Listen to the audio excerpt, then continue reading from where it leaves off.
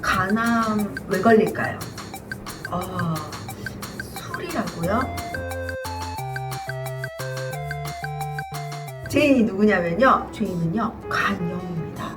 그렇죠. 많은 분들이요 술을 이렇게 막 드시다가요 걱정이 돼요. 나 이렇게 술 먹다가 간암 걸려서 죽는 거 아닌가.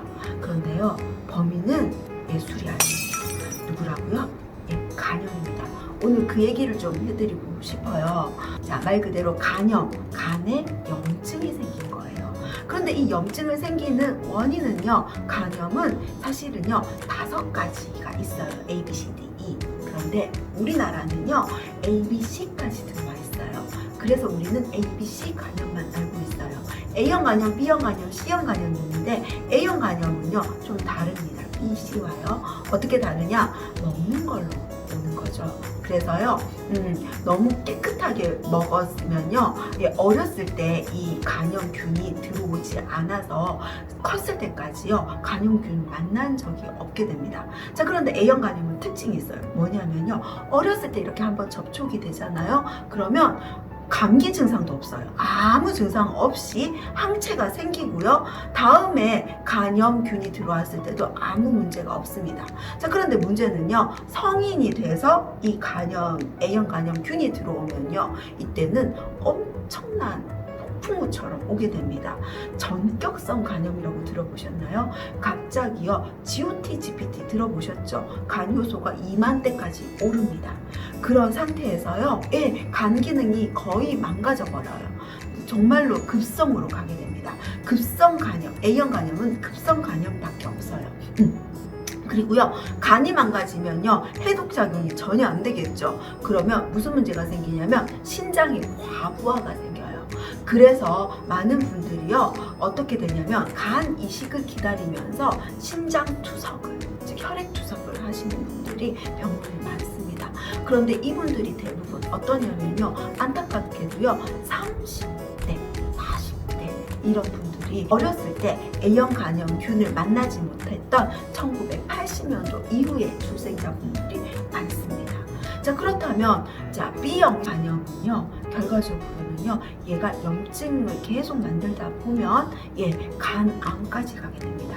자, 말 그대로 염증입니다. 염증은 생겼다가 나았다가 생겼다가 나았다가 하겠죠.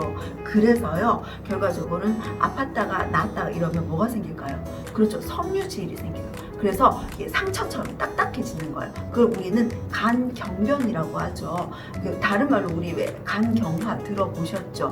그러다가 결과적으로 뭘 만들어요? 간암을 만들게 됩니다. 자, 엄마가 간염 불균자면요 자녀도 간염 불균자예요. 그런데 우리 간염 안 앓고 있죠? 그 이유는 무엇이냐면 어렸을 때부터 간염 항체 주사를 많이 맞았기 때문이에요. 자, 그런데 이 간염 항체 주사를 맞아도요 항체가 안 생기는 분이 있어요. 이분들은 어떤 분이냐면요 항체가 생겼어요. 그런데 이 항체를 이물질로 보는 거예요.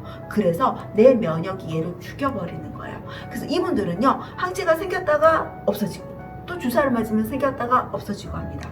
근데 문제는요 40대 이후에도 주사를 맞았는데 계속 없어지잖아요. 주사를 맞아도 더 이상 생기지 않아요.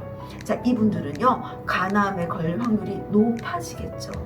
그렇죠. 자, 그런데 이런 상황에서요 더 문제가 되는 게 또 있습니다. 무엇이냐면요 지방간이에요. 자, 우리 이제 한 40대쯤 되면요 나오죠. 그렇죠. 자, 그러면요 100% 생기는 게 있습니다. 지방간입니다. 자, 그럼 왜 간에 지방이 쌓일까요? 그렇죠. 그 얘기 좀 드릴게요. 자, 우리가 이렇게 지방간이 있으신 분들은요 건강검진을 할 때 이런 얘기를 들었습니다. 당신은요 대사증후군 대상자예요. 그렇죠. 자, 이때 말하는 대사증후군의 대사는 무엇이냐면요 먹었죠, 소화했죠, 에너지 쓰고요, 배설하고요. 이 모든 일련의 과정을 우리는 대사라고 해요. 자, 그런데 이 과정에서 무슨 문제가 생겼어요? 이게 뭐예요? 대사증후군이에요. 자, 그런데 우리 간은 어떤 역할을 하냐면요 먹었어요, 소화했어요, 에너지로 만들어서 썼어요. 그런데 에너지가 남아요. 그러면요 이 에너지를 지방의 형태로 바꿔서요 간에다가 저축을 합니다. 자, 그래서요, 이 간에 저축한 양이요, 5% 이상 저축률이 되잖아요. 그럼 이때부터 우리는 지방간이라고 하죠. 자, 처음에는요, 마블링한 소세지 같아요. 딱 구워 먹으면 좋게 생겼어요. 자, 그런데요, 얘가요, 시간이 더 지나잖아요. 이 지방들이요, 간 밑으로 이렇게 밑으로 내려가요. 그러면서요, 우리 아시죠? 쌕쌕. 마시면 좋겠다, 쌕쌕. 있죠, 음료수. 그 알갱이 같은 게요, 간에 콕콕콕 박힙니다.